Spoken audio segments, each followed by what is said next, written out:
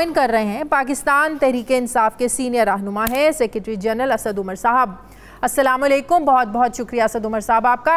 असद उमर साहब, क्या आप इस बात की तस्दीक करते हैं, आपके इल्म में है कि गुज़श्ता दिनों आर्मी चीफ जनरल बाजवा और इमरान खान साहब की ऐवान सदर में मुलाकात हुई? नहीं जी, मेरे इल्म में नहीं है, और अगर होता भी तो मैं टीवी पे ये ना बताता कि मुझे इल्म है। ये तो अगर कोई मुलाकात हुई है तो जिसकी मुलाकात हुई है वही फैसला करेंगे कि बताना है या नहीं बताना। आपकी पार्टी के इसाक खाकवानी साहब तो अलल ऐलान ये बात कर रहे हैं कि मुलाकात भी हुई है और ऐवान सदर में ये मुलाकात हुई है, तो पार्टी का एक शख्स कहे मुलाकात हुई है, दूसरा कहे नहीं हुई, तो ये कन्फ्यूजन क्यों? अजब, बड़े अच्छे मंजे हुए सियासतदान है खाकवानी साहब। बहुत अरसे से मेरा उनका राब्ता हुआ नहीं कायम।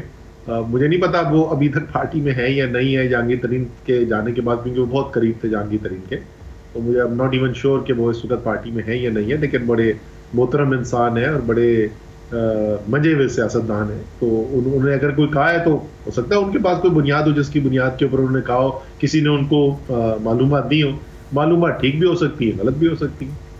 तो प्रेसिडेंट साहब ने जो बात की, रंजिशें दूर हो गई हैं, अब इत्तेहादी हुकूमत के साथ तो रंजिशें दूर होती हुई लग नहीं रही हैं, वो तो वैसे ही चल रहा है सब कुछ, तो रंजिशें बाकी फिर दूर किसके साथ हुई हैं? पीछे एस्टैब्लिशमेंट रह जाती है। देखिए, हम तो जैसे आप कह रहे थे ना कि ग्राउंड के ऊपर अगर आप सूरत हाल देखें तो हमें तो ऐसी कोई तब्दीली नजर नहीं आ रही। आपने भी ऐसे ही कहा था कि इस वक्त अगर आप देखें तो पूरे जोर और शोर के साथ इमरान खान के खिलाफ जो दीवार से लगाने की इस वक्त एक मनसूबाबंदी है वो जारी है। अभी आपने देखा कल ही हुआ है, इमरान खान की तकरीर दिखाने के ऊपर बोल और ARY को फिर बंद कर दिया गया है। तो अभी तो हमें कोई ऐसा नहीं नजर आता। इस वक्त तोशाखाना का भी केस चल रहा है, इस वक्त वो एक जाली मज़हब का केस, दहशतगर्दी का केस भी चल रहा है, इस वक्त कंटेम्प्ट ऑफ कोर्ट का केस भी चल रहा है, इस वक्त इलेक्शन कमीशन की जो रिपोर्ट थी उसका केस भी चल रहा है। तो इस वक्त तो चारों तरफ महाज खुले में इमरान खान के खिलाफ। और इन सबसे ज्यादा बदतरीन चीज जो अभी हुकूमत ने की, सरकारी टेलीविजन को इस्तेमाल करके एक ऐसी घिनौना इल्जाम लगाया गया और ये सवाल उठाया गया कि इमरान खान मुसलमान भी है कि नहीं है। तो ये आपको कोई हालात बेहतर होते हुए निशानी नजर आती है? नहीं, ये तो वफाकी हुकूमत के साथ हो गए, वो तो हालात सीधे होने की तो मैं बात ही नहीं कर रही, बल्कि मैं तो सोचती भी नहीं हूँ कि शायद आप लोगों के कभी उनके साथ हालात ठीक हो। मैं तो इस्टेब्लिशमेंट के साथ ताल्लुकात की सही होने की बात कर रही हूँ, जो हमेशा आपका हर पार्टी रहनुमा कहते हैं हाँ अगर इस्टेब्लिशमेंट के साथ ताल्लुकात होते तो शायद ये नौबत ना आती। नहीं, ये फवाद चौधरी का बयान है, ये हर लीडर का बयान नहीं है। फवाद चौधरी साहब वो एक और हमारे दोस्त है मेरा, फवाद चौधरी बहुत जबरदस्त पॉलिटिकल साइंटिस्ट है, साइंसदान है बाकायदा, उसके बड़े जबरदस्त तर्जीह होते हैं।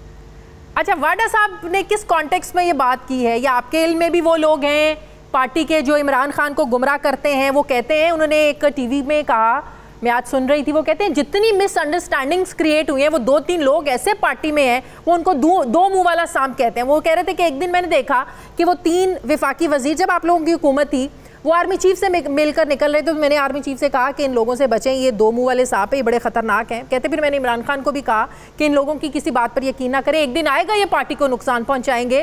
तो कौन से ऐसे लोग हैं, या आप समझ नाम ना बताएं आप, लेकिन क्या वाकई पार्टी के अंदर ऐसे लोग मौजूद हैं जिनकी वजह से खान साहब को गलत मशवरे दिए गए या दिए जा रहे हैं, या जिनकी वजह से पार्टी को नुकसान हुआ? देखें, इमरान खान कोई बच्चे नहीं है कि उनको आगे कोई मशवरे दे देगा और इमरान खान जो है बगैर सोचे समझे उसके ऊपर अमल करना शुरू कर देंगे। मशवरे लोग मुख्तलिफ देते हैं, पार्टी के अंदर लोगों की अपनी राय होती है, जमहूरी पार्टी है, इमरान खान इनकरेज करते हैं कि सब अपना अपना नुक्ता नज़र पेश करें। एंड में फैसले जो हैं, बड़े फैसले कम से कम जो है वो इमरान खान साहब खुद करते हैं। मुझे नहीं पता कि मैं किसी एक शख्स को भी नहीं जानता कि वो जानबूझ के इमरान खान के लिए मुश्किलात पैदा करने की कोशिश करा, मैं तो किसी को भी नहीं जानता ऐसे। आप वैसे हर बात से लाइल्मी का इजहार करना शुरू हो गए असद उमर साहब। लाइल्मी का इजहार नहीं कर रहा हूँ, मैं तो कह रहा हूँ कि मैं भी इस पार्टी में रहता हूँ। मुझे तो एक आदमी नहीं पता कि कौन वो शख्स है जो जानबूझ के इमरान खान को गुमराह करने की कोशिश करे। मैं तो किसी एक बंदे को भी नहीं ऐसे को जानता। एक्चुअली मैं तो इसको फिर इस पस मंजर में लूंगी, जो इंसान खुद अच्छा होता है उसको सारे ही अच्छे लगते हैं, फिर मैं हम ये समझें। हो सकता है कि मेरी गलतफहमी हो, लेकिन मैंने नहीं देखा मेरी नजर में। मैं लोग मशवरे देते, जाहिर है मेरी अपनी है, हो सकता है जो दूसरे लोग मशवरे दे रहे हो, हर शख्स मुख्तलिफ मशवरा देता है, तो जाहिर है मेरी हर एक के साथ तो इत्तेफाक राय नहीं होता। कुछ लोग ऐसे मशवरे देते हैं जिनसे मैं इत्तेफाक नहीं करता, लेकिन क्या वो लोग इसलिए मशवरे दे रहे हैं कि वो इमरान खान के लिए मुश्किलात पैदा करना चाहते हैं? ऐसा नहीं है, वो भी पार्टी के लॉयल लोग हैं और जो वो समझते हैं बेहतर है पार्टी के लिए, वो उस बुनियाद के ऊपर मशवरे दे रहे हैं। अच्छा, असद उमर साहब, आर्मी चीफ की एक्सटेंशन को लेकर जो इमरान खान साहब ने कामरान खान साहब के इंटरव्यू में बात की, कुछ लोगों ने उसको गलत कॉन्टेक्स्ट में लिया कि इमरान खान चाहते हैं कि एक्सटेंशन दे दी जाए, लेकिन जो मैं चीज़ों को समझी या समझने की कोशिश की वो इस कॉन्टेक्स्ट में कह रहे थे कि नए इंतखाबात करवा लिए जाएं, जो भी हुकूमत आए, चाहे वो इनकी हो चाहे वो आपकी हो, तो वो प्राइम मिनिस्टर जो है वो हुकूमत आर्मी चीफ की जो है वो तैनाती करे। लेकिन इससे फ़र्क क्या पड़ता है?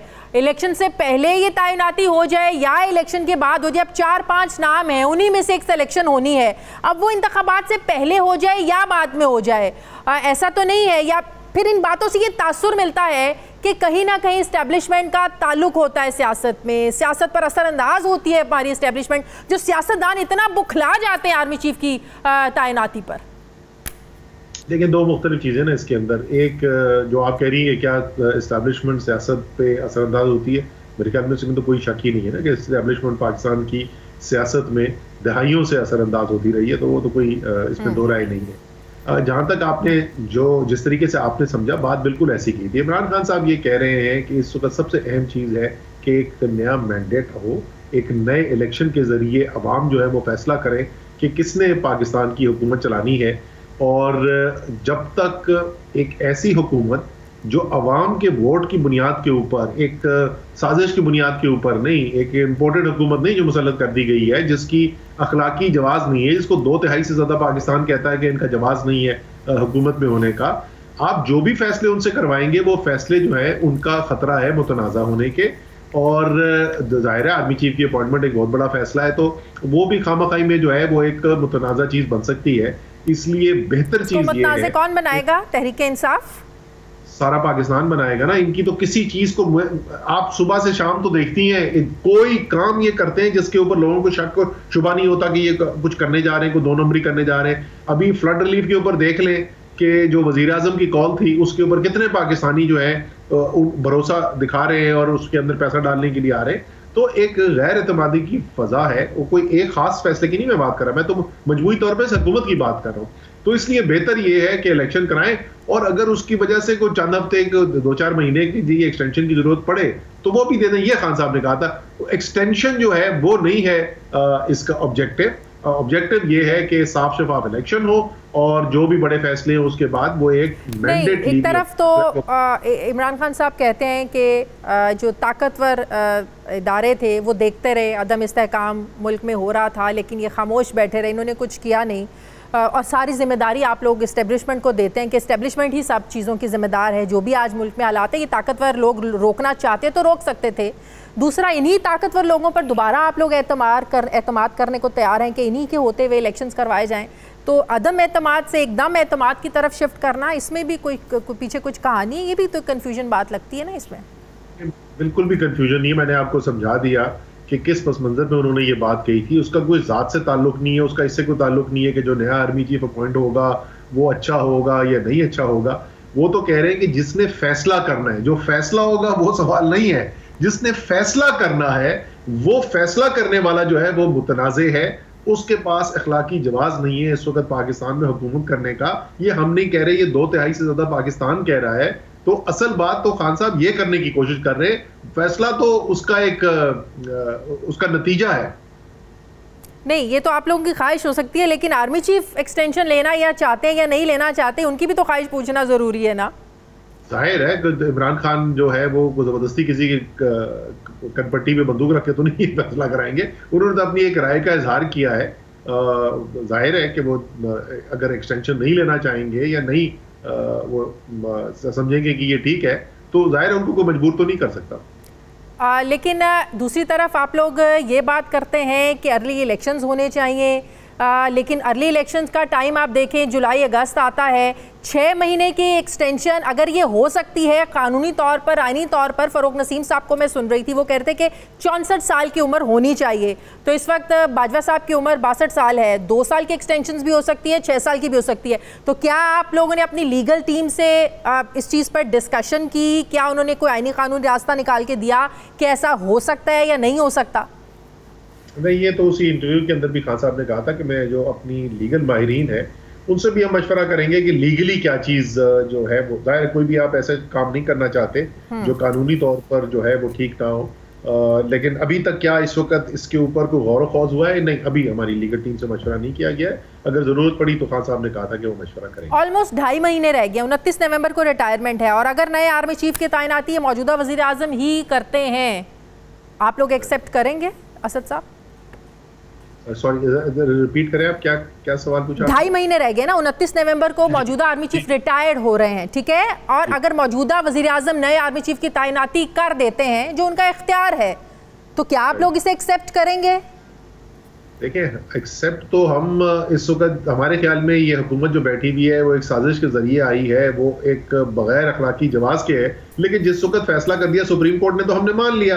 हम तो आइन और कानून के दायरे के अंदर रह के काम करने वाले लोग हैं, आवाज हम जरूर उठाते हैं, लेकिन हमने इस बात को कि हमने उस फैसले के खिलाफ जो है वो कोई शिद्दत पसंदी नहीं दिखाई। इसका मतलब ये तो नहीं कि हम ये भी कहेंगे कि ये फैसला दुरुस्त था या उसका नतीजा जो दुरुस्त था। हमारे ख्याल में पाकिस्तान के साथ बहुत बड़ा जुल्म किया गया है और पाकिस्तान की मईशत जो है उसके बखिए उधेड़ दिए गए पिछले 5 महीने के। आप लोग फैसला एक्सेप्ट करेंगे या नहीं, मेरा सवाल ये है। तो आपको पता, अभी तो मैंने आपको बताया, इससे ज्यादा मैं और क्या ब्लैक एंड व्हाइट में आपको जवाब दूं? मैं वो कह रहा हूं कि वो फैसला जिससे पाकिस्तान की मईशत के बखिए उधड़ गए, वो फैसला जिसकी वजह से ये आज वर्ल्ड बैंक और IMF को खदशा पैदा हो रहा है कि मुल्क के अंदर माशरे के अंदर इंतशार ना फैल जाए, जहां इंडिपेंडेंट इकोनॉमिस्ट ये कह रहे हैं कि पाकिस्तान की मईशत तबाही के दाने पे आ गई है, तो उसको बावजूद हमने कोई गैर कानूनी उसके खिलाफ तो रद्द-ए-अमल नहीं किया ना। हाँ, ये हम कहते हैं ये हुकूमत जो है ये कानूनी तौर पर, ये अखलाकी तौर पर, ये जमहूरी तौर पर हक नहीं रखती पाकिस्तान पे हुकूमत करने की, और पाकिस्तान ने बहुत भारी कीमत अदा की है इस हुकूमत के आने के बाद। तो मुझे आपके जो जवाब समझ में आ रहा है कि कुछ भी हो जाए एक्सेप्ट तो करना पड़ेगा। अब बैठे हुए हैं, आईनी कानूनी तौर पर हुकूमत तो है, एक्सेप्ट करेंगे आप लोग। बड़ी अच्छी बात है, आपने कहा कि आपने कुछ गलत नहीं किया, आइन और कानून के बाहर जाके कुछ नहीं किया, ऑल्दो इनको मुसल्लत कर दिया गया इम्पोर्टेड हुकूमत को, तो फिर आपको इस इम्पोर्टेड हुकूमत के इस फैसले को भी तस्लीम करना पड़ेगा।